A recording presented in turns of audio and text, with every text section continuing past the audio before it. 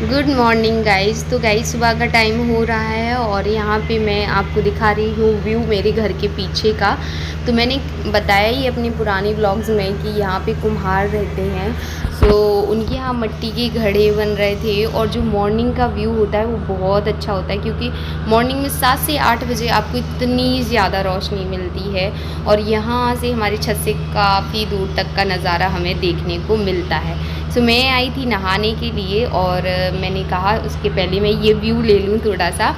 सो नहा के मैं आ चुकी हूँ और यहाँ पे मैं डाल रही हूँ कपड़े सूखने के लिए, क्योंकि छूट गए तो छूट गए, फिर शाम तक चले जाते हैं, क्योंकि छत पे थोड़ी देर बाद इतनी धूप हो जाती है ना कि फिर लगता है कि अब नहीं, अब बाद में देखी जाएगी, बाद में डालेंगे। तो इस वजह से मैंने पहले ही डाल दिए, ताकि एक बार डाले तो डाले, फिर सीधे नीचे गई तो गई, शाम को आऊँगी तो उठा के ले जाऊँगी। सारे कपड़ों में क्लिप्स लगा दूँगी। मेरी जेठानी भी अपने कपड़े डाल गई थी बट क्लिप नहीं लगा गई थी, और हवा देख के आपको समझ में आ ही रहा है कि अगर क्लिप नहीं लगाई ना तो सारे कपड़े उड़ जाएंगे। जी हाँ, बिल्कुल सही पकड़े हैं।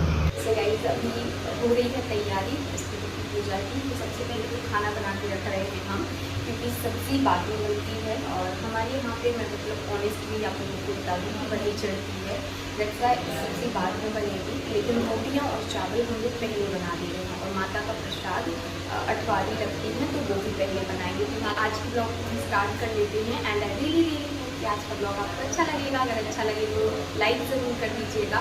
हम मिलते हैं थोड़ी देर से।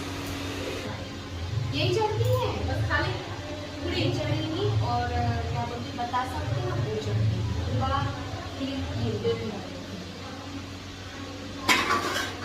कल फिर अपन लोग कन्या से आएंगे ना,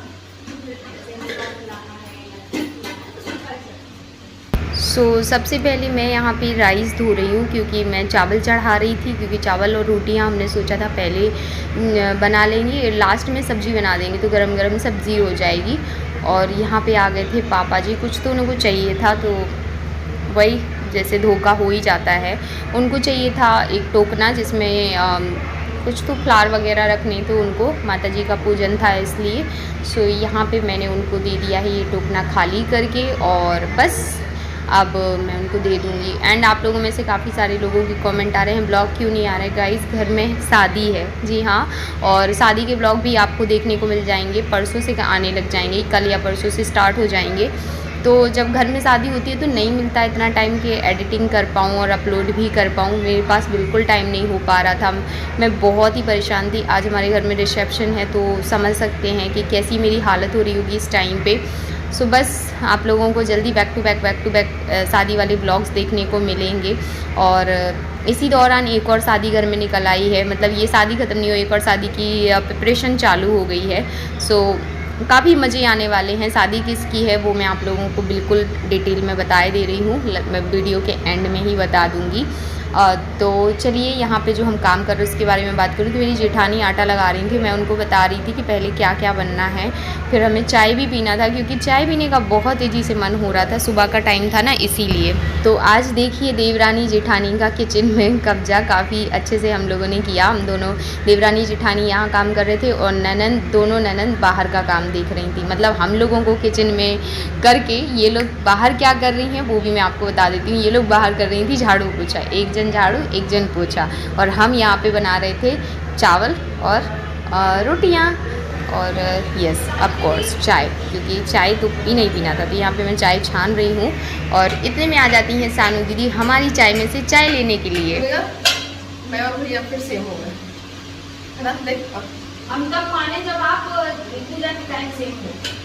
देख रहे हैं आज बेटी आजा आजा आजा आजा आजा बच्चा दंगा पूरा।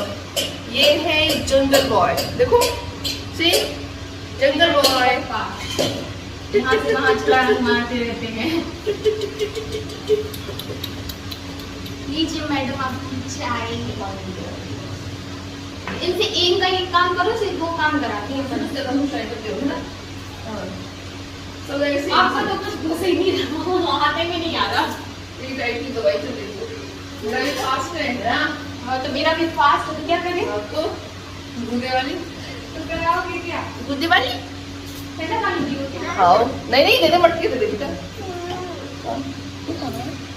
चलो ऑरेंज बहुत ठंडा है बाबू, फ्रिज का पहली बार। दीदी आपका काम है बोतल भरना। देखो पूरी बाहर निकली है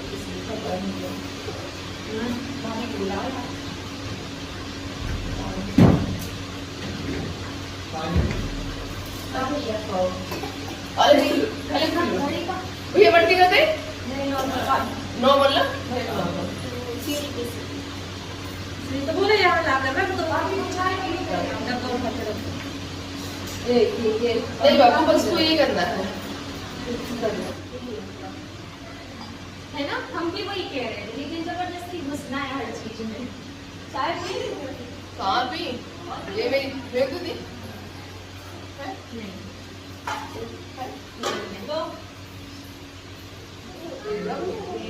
ये क्या हो ये हमारे पास भैया को दिया ये भैया नहीं पियेंगे कप की चाय वो। हाँ कप हम तो पी लेते ब्रेड। ये लेके आओ मेरा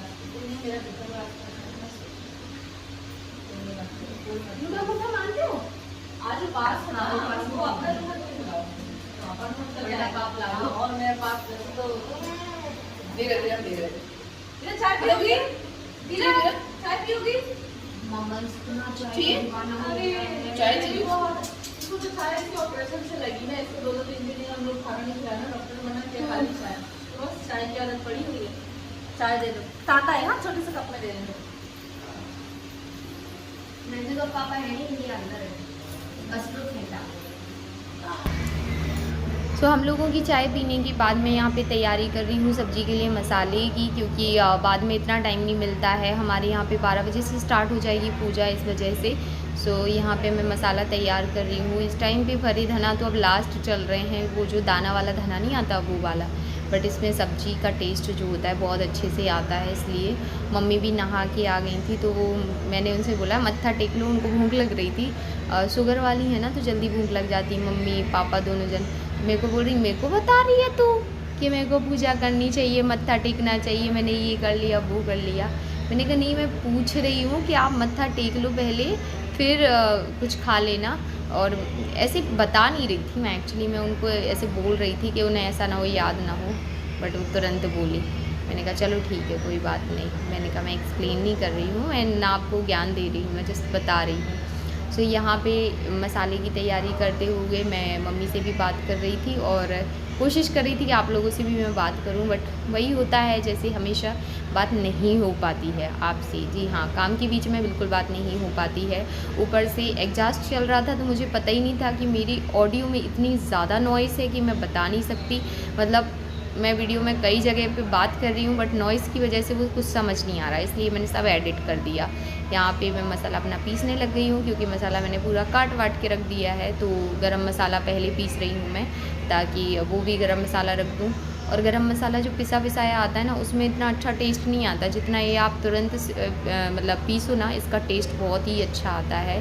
और जैसे कि मैंने लास्ट ब्लॉग में बोला था, मेरी जेठ जी भी आ गए हैं, सानू दीदी भी आ गए हैं, सब लोग हैं। बहुत अच्छा लग रहा है, घर की जो रौनक है ना, बाई गॉड इतना पसंद आ रहा है मुझे, इतना सब कुछ अच्छा लग रहा है, मैं बता भी नहीं सकती हूँ। और इस टाइम पे तो और भी ज़्यादा अच्छा लग रहा है, क्योंकि घर में पूरा शादी का माहौल, इतनी ज़्यादा लोग, इतनी मस्ती, इतना एन्जॉयमेंट चल रहा है।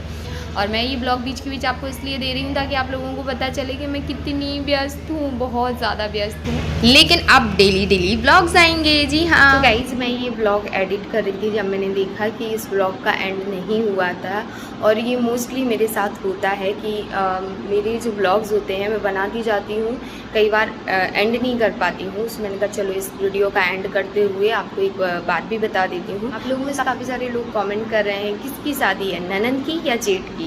सो ना तो मेरे ननंद की शादी है, ना मेरे जेठ की शादी है। मैं अपने आई थिंक बहुत सारी ब्लॉग्स में ये बात तो कंफर्म करी, ये बात तो मैं कई ब्लॉग में बता चुकी हूँ कि मेरे जेठ और मेरी ननंद शादी के लिए फ़िलहाल रेडी नहीं है। जब होंगे सो ज़रूर होगी, बट अभी नहीं है। और अगर कहते नहीं कि जब तक किस्मत और जब होनी होगी ना, तब अपने आप उनका भी मूड बन जाएगा और शादी भी हो जाएगी।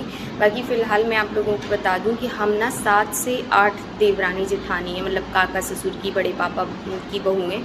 सो 7-8 देवरानी जेठानियाँ हैं हम लोग।